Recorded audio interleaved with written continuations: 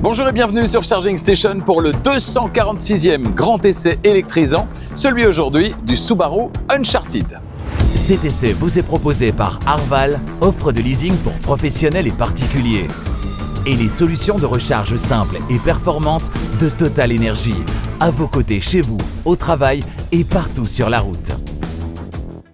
Après l'essai de son grand frère, le Subaru Solterra version 2026 il y a quelques semaines, place aujourd'hui à l'essai du plus petit Subaru Uncharted, cousin technique d'un modèle de chez Toyota, le Toyota CHR+. Au programme, un véhicule plus compact, plus dynamique, mais toujours une puissance généreuse et un équipement généreux également.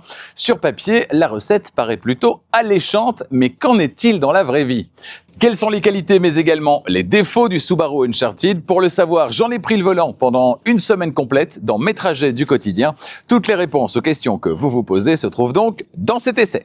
Avant de démarrer, vous ne l'avez pas encore fait, faites-le maintenant, abonnez-vous à Charging Station et n'oubliez pas d'activer la clochette des notifications pour être prévenu dès qu'une nouvelle vidéo électrisante est disponible. La prochaine, ce sera la semaine prochaine, dans quelques jours, le premier trajet et ensuite le grand essai d'un véhicule qui est arrivé en Belgique hier. Autant vous dire que je vais être le premier à vous en proposer un grand essai électrisant.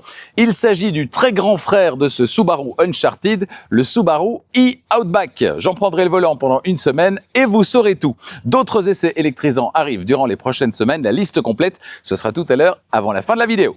À l'extérieur, ce Uncharted reprend à l'avant le même nouveau visage de la marque qu'on retrouve également sur le Solterra revisité et sur le grand e-Outback que j'essaierai donc la semaine prochaine. À l'arrière, c'est plus horizontal avec le nom qui s'écrit en toutes lettres sur le haillon.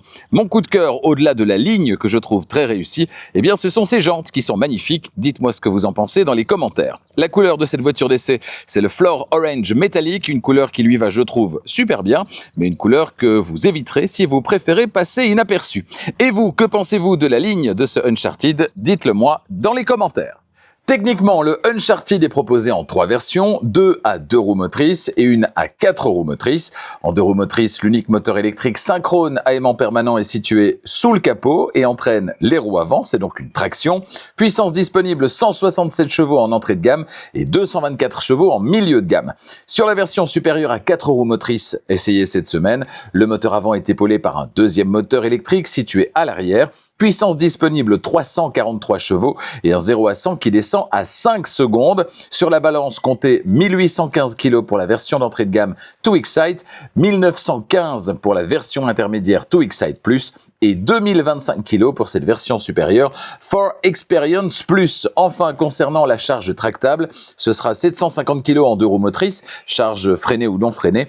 En 4 roues motrices, vous pourrez monter jusqu'à 1,5 tonnes si la charge est freinée et 750 kg si elle n'est pas freinée. La batterie qui sera chargée d'alimenter le moteur électrique, c'est une batterie NMC, c'est-à-dire nickel, manganèse, cobalt. Ça, c'est pour la chimie. L'autonomie la plus importante, près de 600 km, vous l'obtiendrez avec la version intermédiaire, équipée d'un seul moteur, mais de la plus grosse batterie. Avec cette version supérieure, essayée cette semaine, le Uncharted revendique 490 km, 490 km en théorie. Mais combien dans la vraie vie ? Je vous en reparle tout à l'heure sur la route. Pour recharger la batterie, ça se passe à l'avant du côté gauche, vous le voyez, la trappe, on ne peut pas la louper, elle est assez grande, et quand on l'ouvre, ouverture manuelle évidemment, on a directement accessible, ça c'est très bien, c'est parce qu'on a un petit joint en caoutchouc sur la petite porte ici, directement accessible donc le connecteur du quotidien, connecteur de type 2 pour la recharge sur le courant alternatif, celui qui circule dans nos rues et dans nos maisons, connecteur relié à un chargeur embarqué de 22 kW, ça c'est très bien, certainement évidemment si vous pouvez profiter au quotidien de chargeurs de 22 kW, ça va permettre de réduire drastiquement le temps de recharge. Ça, c'est pour le quotidien, mais il y a aussi les événements plus exceptionnels, les longs trajets, les très longs trajets qui vont dépasser l'autonomie sur une seule charge de cette voiture. Dans ce cas-là, vous aurez recours au combo CCS, le connecteur combo CCS. On ouvre la petite porte, ça c'est très bien aussi, il n'y a pas de petits caoutchouc qui pendouillent, vous voyez c'est plus propre. On a donc la somme des deux connecteurs, connecteur combo CCS avec une puissance acceptée qui n'est pas gigantesque, 150 kW, c'est comme le Solterra 2026. Le temps de recharge de 10 à 80% est donné pour 28 minutes, là aussi c'est comme le Solterra 2026, ok. Mais est-ce qu'il y parvient ? 10-80 en 28 minutes, j'ai fait le test pour vous. Regardez. Me voici arrêté à un hub de recharge Total Energy que j'ai trouvé grâce à l'application Charge Plus de Total Energy. J'ai ma carte de recharge Charge Plus. Je vais la passer devant le lecteur et je vais pouvoir démarrer la recharge. La recharge a démarré à 15h24, il est maintenant à 15h32, il y avait 10% dans la batterie, on est maintenant à 38%. 15h24, 15h32, c'est-à-dire 8 minutes, et la voiture demande encore 20 minutes. On serait donc aux alentours effectivement de 28 minutes. Pour l'instant, la puissance acceptée est aux alentours de 143-144 kW. On est monté il y a quelques minutes jusqu'à plus de 160 kW. Voyons voir ce que ça donne dans la suite. En attendant, je vous rappelle que Total Energy est partenaire du programme Power Goodies. Power Goodies, c'est une application. Vous la téléchargez, elle est gratuite et chaque fois que vous rechargez, ainsi que chaque fois que vous quittez rapidement une zone de recharge, une fois que votre voiture est complètement chargée, eh bien vous recevez des points, des récompenses. Et donc vous allez pouvoir accumuler des points, recevoir des avantages en retour. Et comme c'est gratuit, on va pas s'en priver non plus. Donc téléchargez l'application Power Goodies, disponible évidemment sur tous les smartphones, qu'ils soient Android ou Apple. 15h24 plus en théorie 28 minutes, ça fait 15h52 et il est 15h50, vous l'avez vu, on est déjà à 79%, 79% et donc je pense qu'on va atteindre les 80% un petit peu plus tôt que prévu. Effectivement, il est 15h51, la charge vient de se terminer. On a donc mis 27 minutes au lieu de 28 pour passer de 10 à 80% de capacité de batterie. Voilà donc une bonne nouvelle. Alors 28 minutes dans l'absolu, d'autres font beaucoup mieux. Tout dépend toujours de votre usage. Si vous êtes toute la journée sur la route, c'est clair que vous allez privilégier un véhicule qui fonctionne sur une architecture 800 volts, qui va recharger un peu plus vite, voire beaucoup plus vite. Si c'est une fois par an pour partir en vacances, ça ne va pas changer grand-chose. Et cette voiture conviendra tout à fait. Ne jamais acheter une voiture pour un usage 1, 2, 3 ou 4 fois par an. Ça n'a pas vraiment de sens. Choisissez en fonction de vos besoins réels au quotidien. L'ouverture du haillon, elle est électrique et le coffre, il est une cinquantaine de litres moins logeable que celui du grand frère le Solterra, soit 403 ou 404 litres selon les versions, soyons précis. Banquette arrière 60-40 entièrement rabattue. Vous pouvez monter jusqu'à 1331 litres dans le meilleur des cas. Si vous voulez plus de coffres, beaucoup plus de coffres dans la gamme Subaru, eh bien rendez-vous la semaine prochaine avec le e-Outback. Dans le coffre, on va retrouver un plancher en deux parties, deux crochets, un à gauche et un à droite, une petite alcôve à droite et un éclairage également. Sous le capot, malheureusement, pas de frunk, c'est dommage. Dans la suite, je vous fais découvrir le tableau de bord de ce Subaru Uncharted. Je vous livre mes impressions sur la route après une semaine à son volant. Mais là, me voici installé sur la banquette arrière. Alors, il est plus compact que le Subaru Solterra. Est-ce qu'il y a de la place tout de même? Eh bien, c'est tout juste, mais ça passe avec 1m90, 1m90 devant et derrière. Voilà ce que ça donne. C'est tout juste au niveau des genoux. J'ai un doigt, voilà, pas plus. Je voyagerai certainement plus confortablement en me tassant un petit peu et en ayant les genoux de part et d'autre du siège avant. Concernant la tête, là par contre, c'est limite, très limite, trop limite, je dirais pour 1m90, 1m90. Les pieds, ça passe en dessous du siège avant, mais j'ai pas énormément de place là non plus. Donc je dirais que un petit peu dans toutes les directions, on atteint les limites des dimensions possibles à bord de ce véhicule. Sauf au niveau de la tête où là on est vraiment trop limite, parce que c'est vrai que si je me tiens droit, j'ai vraiment la tête dans le pavillon, ce qui n'est pas très agréable. Concernant les équipements, si on part du haut, on a ce toit vitré avec Velum électrique, on a 4 poignées de maintien, les poignées à l'arrière étant équipées d'un petit crochet supplémentaire. Au niveau des sièges, très beau d'ailleurs, à l'arrière des sièges, on a des poches aumônières à gauche et à droite, et puis à l'arrière de la console centrale, sur cette version supérieure, on a les sièges chauffants sur 3 niveaux, sur les 2 places principales, ainsi que 2 prises USB-C, les ouïes de ventilation également en partie inférieure. Et puis concernant le plancher, il est quasiment plat avec les tapis à gauche à droite. On a quasiment un plancher plat, ça c'est plutôt une bonne nouvelle. Et concernant la coudoir, eh bien il est équipé évidemment des inévitables porte-gobelets ainsi que d'un petit rangement pour glisser un smartphone sur la tranche par exemple. Voilà ce qu'on peut dire ici à l'arrière de ce Subaru Uncharted. Si vous avez des très grands adolescents et que vous-même vous êtes très grand, c'est sans doute pas le véhicule qui va vous convenir. Si vous êtes moins grand, voire beaucoup moins grand, avec des enfants, voire des jeunes enfants de taille raisonnable, ça ne posera absolument aucun problème. Et comme je dis toujours, si pour vous la place est importante à l'arrière, il est sans doute préférable d'aller faire un petit tour, je le disais, chez le concessionnaire pour voir par vous-même. Bienvenue à bord de ce Subaru Solterra, du Subaru Uncharted. Ouais, pas facile. Au jeu des 7 différences, je ne suis pas certain d'en trouver 7. On retrouve donc ici globalement la planche de bord du Subaru Solterra revisité, avec un écran instrument positionné assez haut mais qui reste visible grâce au volant à double méplat, un grand écran avec réglage physique de la température, des boutons, un bouton, une fonction et donc une ergonomie bien meilleure que dans les voitures qui proposent un tout à l'écran, souvent très peu agréable à l'usage. Concernant l'ambiance générale, c'est très sérieux, dirons-nous, et seule la bande cuivrée, qui colle d'ailleurs bien avec la couleur extérieure de cette voiture d'essai, seule cette bande donc vient amener un peu de couleur dans cet intérieur. Le tout a l'air solide, ça inspire confiance, les matériaux sont moussés en partie supérieure et on a évité la débauche de piano black, il en reste un tout petit peu ici autour du sélecteur de sens de marche, c'est tout. Tout ça est donc très cohérent. Et puis enfin, la position de conduite est très convaincante, tout comme le confort des sièges d'ailleurs.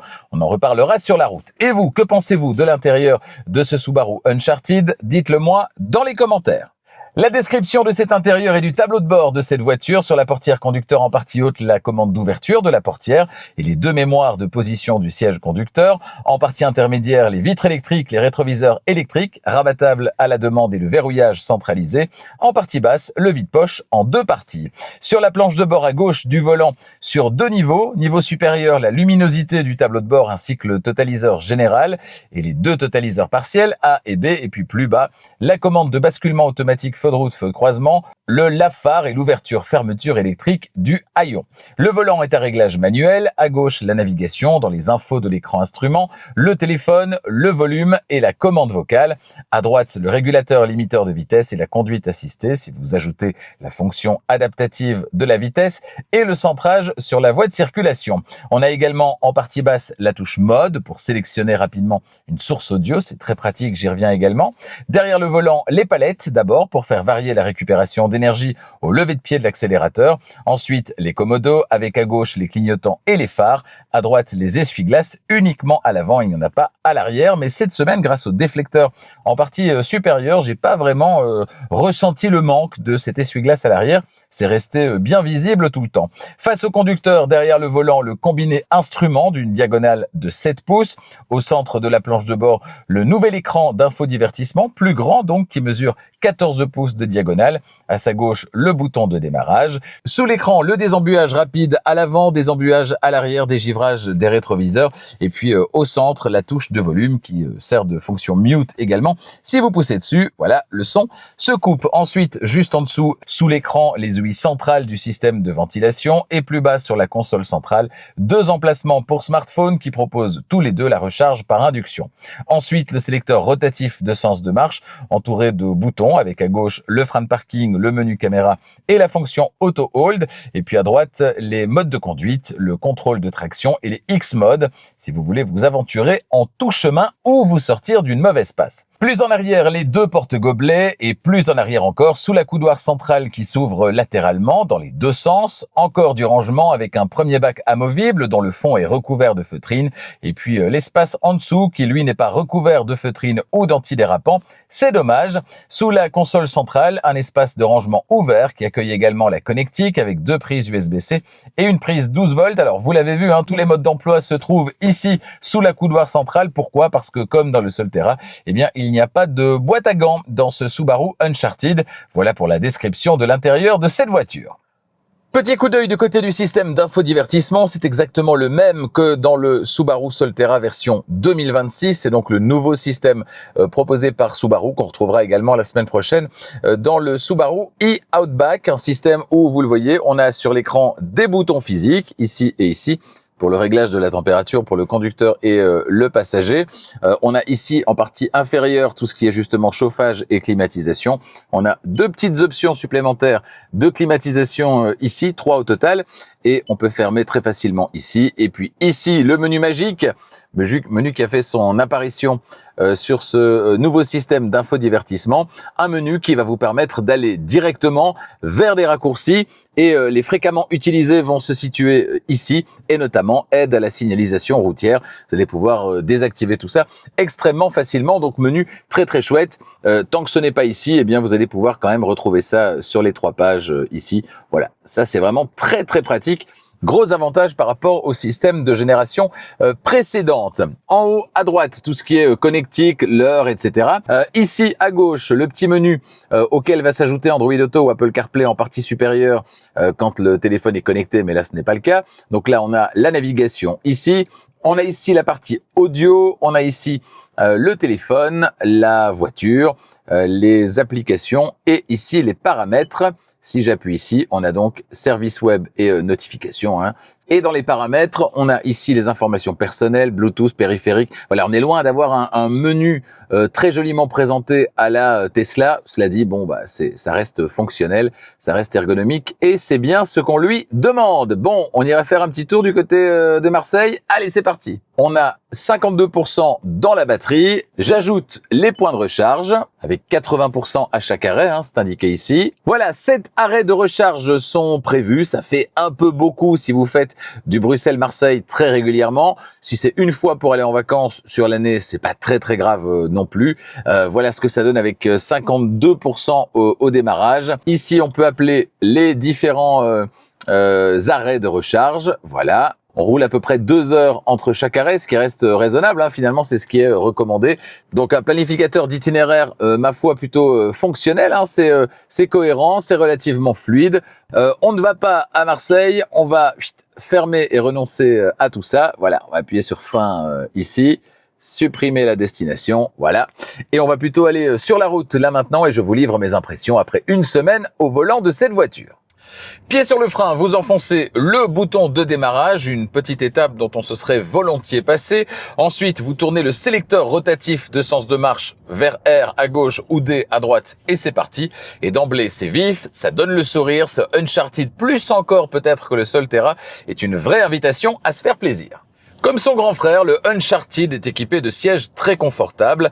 En entrée de gamme Too Excite, ils sont à réglage manuel, mais déjà chauffants. Dès la version intermédiaire Too Excite Plus, les sièges sont en cuir. Les réglages sont électriques dans 10 directions avec mémoire pour le conducteur, 8 directions pour le passager et les passagers arrière bénéficient eux aussi de la fonction de chauffage, tout comme le volant. Le maintien global et le maintien latéral en particulier sont très bons. On se sent bien accueilli dans cette voiture et trouver sa position de conduite idéale est vraiment facile. Cette voiture a définitivement le sens de l'accueil. Comme dans le Solterra, les aides à la conduite et en particulier la conduite assistée fonctionnent vraiment bien dans cette voiture. Le maintien au centre de la voie de circulation est solide, mais s'efface gentiment quand vous souhaitez prendre la main pour changer de voie. C'est vraiment très bien. Les adaptations de la vitesse se font également avec douceur en conduite assistée. Concernant les pipes en tout genre, comme tout est bien calibré, pas besoin de chercher à tous les désactiver. Cela dit, la nouvelle interface découverte dans le Solterra 2026 permet un accès direct à la plupart des fonctions que vous allez peut-être vouloir désactiver. Le bip de survitesse, lui, peut être facilement désactivé soit dans ce menu, soit en appuyant simplement sur la limitation de vitesse affichée sur la carte du système de navigation. Mais attention, dans ce cas-là, seul le bip de survitesse se désactive, pas l'alerte de changement de vitesse maximale autorisée. Pour ça, il faut aller donc dans le raccourci, dans le menu. Allez, s'il faut trouver un petit bémol, je dirais peut-être que le bip d'attention pourrait être un rien plus permissif. Le bip d'inattention d'ailleurs pourrait être un rien plus permissif, mais c'est vraiment pour chipoter. Alors que le Solterra n'est pas vraiment une voiture sportive, c'est plus familial, le Uncharted lui plus court, plus ramassé et quand même nettement plus joueur. Le comportement est précis, on se sent en sécurité dans cette voiture aussi, ce qui va inciter à se faire plaisir davantage, à profiter de la puissance généreuse disponible, un régal. Et puis hors des sentiers battus, le Uncharted se débrouille aussi très bien grâce à une garde au sol élevée et au système X-Drive qui va être un allié convaincant sur la neige, par exemple.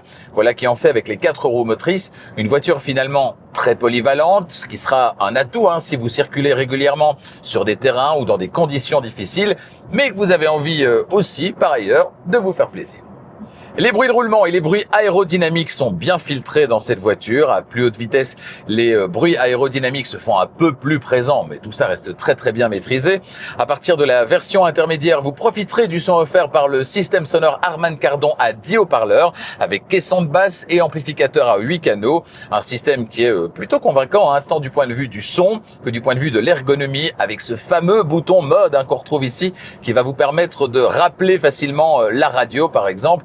C'est tout bête, mais c'est vraiment très sympa au quotidien. 11 mètres tout pile entre trottoirs. Attention, c'est la valeur du diamètre de braquage revendiqué par le Uncharted. Dans les faits, cette voiture se révèle être relativement maniable. Alors, c'est pas la voiture qui va braquer le plus court sur le marché, mais c'est pas non plus un tank à manœuvrer. Et puis, on peut aussi compter dans cette voiture sur le système de caméra à 360 degrés avec vue par transparence qui, lui, une fois qu'on l'a essayé, eh bien, devient vite indispensable. La définition des images renvoyées par les différentes caméras est bonne. Bref, tout va bien.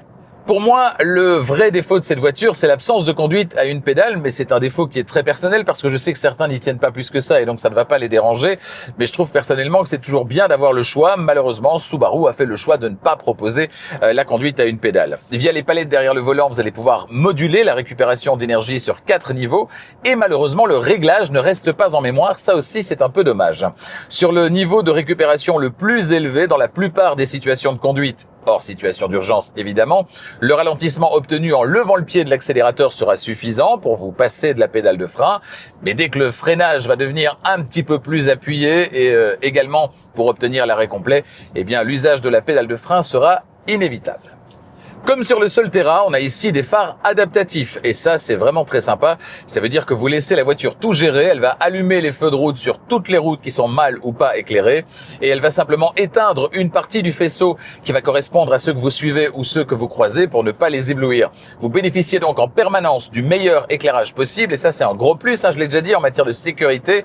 Les bas-côtés restent très bien éclairés en permanence, ce qui va vous permettre de voir plus tôt un animal qui aurait l'intention de traverser devant vous ou de voir un enfant évidemment. Et puis concernant l'intérieur, pas d'effet sapin de Noël dans cette voiture, on a fait simple, sobre, avec une simple bande LED qui court sur toute la largeur de la planche de bord. Vous pouvez quand même choisir la couleur. L'autonomie théorique de cette voiture dans cette version supérieure, c'est 490 km, 490 km en cycle mixte norme WLTP. J'ai opté comme à chaque fois pour une conduite tranquille, tout en conduisant de temps à autre de manière plus dynamique. Et cette semaine, il a fait entre 11 et 18 degrés au thermomètre. Cette semaine, j'ai parcouru près de 500 km avec au moins 2 trajets par jour de 50 km. Ce sont mes trajets domicile-travail du quotidien avec à chaque fois une remise à température du véhicule qui dort dehors chez moi et dans un garage fermé sur mon lieu de travail. Je vous rappelle que pour les trajets domicile-travail, eh bien, je suis majoritairement sur autoroute. Il est bon de le rappeler. En tenant compte de tous ces paramètres, je suis arrivé à une moyenne de 18,5 kWh au 100, c'est-à-dire exactement la même moyenne que celle obtenue avec le Subaru Solterra 2026 il y a quelques semaines. En même temps, la base technique est la même.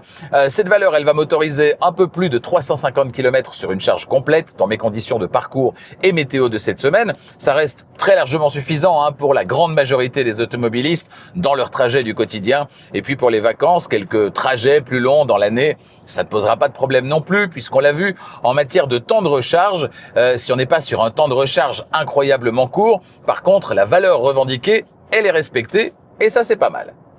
Les prix, les voici à présent. Je vous indique ça ici pour la Belgique, la France et la Suisse. Cet exemplaire d'essai est donc une version supérieure, For Experience Plus, facturé en Belgique 47 995 €.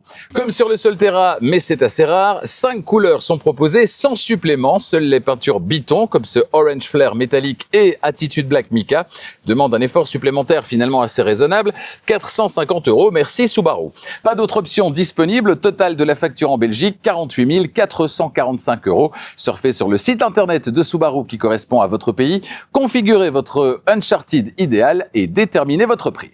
Toujours concernant le prix, Arval, partenaire de Charging Station, vous propose des solutions de leasing, de location longue durée pour les entreprises, leasing opérationnel, et pour les particuliers, le private lease. Dans les deux cas, 2 avantages principaux. Le premier, c'est en termes de gestion, de facilité de gestion au quotidien. Tout est compris, vous payez chaque mois une mensualité qui comprend la mise à disposition du véhicule, mais également tous les frais annexes comme l'assurance, les entretiens, le remplacement des pneus, les taxes, etc., etc. Tout ça est lissé du coup sur toute la durée de mise à disposition du véhicule. Il n'y a pas des mois où vous allez devoir sortir plusieurs centaines d'euros en plus pour votre budget auto, histoire de remplacer les pneus par exemple, ou encore de passer la voiture à l'entretien. Et puis deuxième avantage, la valeur résiduelle, c'est-à-dire combien votre vaudra la voiture au terme du contrat, eh bien ce n'est pas votre problème, c'est le problème de la société de leasing. C'est elle qui va prendre le risque dans son calcul d'estimer la valeur résiduelle du véhicule à la fin du contrat. Et comme les valeurs résiduelles en ce moment, dans cette période de transition technologique que nous vivons, peuvent fluctuer énormément, eh bien c'est tout bénef pour vous si c'est la société de leasing qui prend le risque et pas vous, pour ces deux bonnes raisons au moins. Mais il y en a plein d'autres. Eh bien, demandez une offre, surfez simplement sur le site internet d'Arval qui correspond à votre pays, contactez les équipes d'Arval et demandez une offre qui n'engage à rien. Le petit frère du Solterra 2026 est comme son grand frère en conclusion, une voiture normale, c'est-à-dire une voiture qui va séduire celles et ceux qui passent à l'électrique avec ce Uncharted, puisqu'ils vont retrouver dans ce véhicule un véhicule qui respecte les codes habituels des voitures thermiques, une voiture normale. Mais il pourrait également séduire ceux qui sont déjà passés à l'électrique, mais qui n'ont pas forcément été convaincus par le tout à l'écran que nous imposent certains constructeurs. D'autant que l'ergonomie n'est pas la seule de ces qualités, le confort et l'agrément de conduite, entre autres, sont également à ajouter à la colonne des plus. Du côté des moins, on notera l'absence de conduite à une pédale, ce que certains regretteront, et une interface d'infodivertissement un peu datée à l'heure des interfaces connectées sous Android Automotive. Et puis l'argument massu de ce Uncharted, avant même de s'installer au volant, c'est son look. Ce SUV japonais, je le trouve très réussi, c'est ramassé, c'est dynamique, les jantes de cette version supérieure sont très belles, il a une vraie gueule bien éloignée de celle des SUV chinois actuels dont on commence peut-être un petit peu déjà à se lasser. Merci Subaru pour cette proposition rafraîchissante. À bientôt sur Charging Station pour d'autres essais électrisants. La semaine prochaine, on l'a dit, je serai toujours chez Subaru avec le très grand frère de ce Uncharted, grand frère du Subaru Solterra. Il s'agira du Subaru e-Outback, une proposition intéressante, plus puissante encore dans sa version haut de gamme que le Uncharted et le Solterra. On détaillera tout ça dans les prochains jours. Il vient d'arriver en Belgique, autant vous dire que je serai le premier à vous proposer un essai extrêmement détaillé. Ensuite, durant le mois de juin, toujours, eh bien, on ira chez Renault à la rencontre de la Renault Twingo. Vous avez envie de tout savoir sur cette future star signée Renault? Eh bien, rendez-vous dans quelques semaines sur Charging Station. Ensuite, on retournera chez Mercedes après le GLC il y a quelques semaines, qui m'avait particulièrement plu d'ailleurs, il est bourré de qualité. Eh bien, je prendrai le volant du GLB, là aussi, pendant une semaine, et vous saurez tout. Ce n'est pas tout, sont confirmés également en juillet la version GSE de l'Opel Mokka, un essai qui s'annonce là aussi très électrisant, et puis vous l'attendez avec impatience, je le sais, j'ai essayé il y a quelques semaines, quelques mois maintenant pour vous, la cousine technique de la Renault 5 e-Tech électrique, c'est la Nissan Micra. Eh bien là, je prendrai le volant de son grand frère, c'est un SUV, le Nissan Leaf. En août, un essai que j'attends avec impatience et je suis certain que vous aussi. Il s'agira chez Volvo du Volvo EX60. L'essai maintenant est programmé. Ce sera donc pour cet été au mois d'août. Voilà, merci d'être fidèle à Charging Station comme vous l'êtes très nombreux chaque semaine. N'hésitez pas à mettre un petit pouce si vous avez aimé la vidéo. N'hésitez pas également à la partager. Et puis bien sûr, si vous n'êtes pas encore abonné, abonnez-vous à Charging Station et n'oubliez pas d'activer la clochette des notifications pour être prévenu dès qu'une nouvelle vidéo électrisante est disponible. Et vous l'avez constaté dans le petit listing que je viens de vous faire, il y aura beaucoup d'essais électrisants dans les prochaines semaines. Merci de votre fidélité et à bientôt.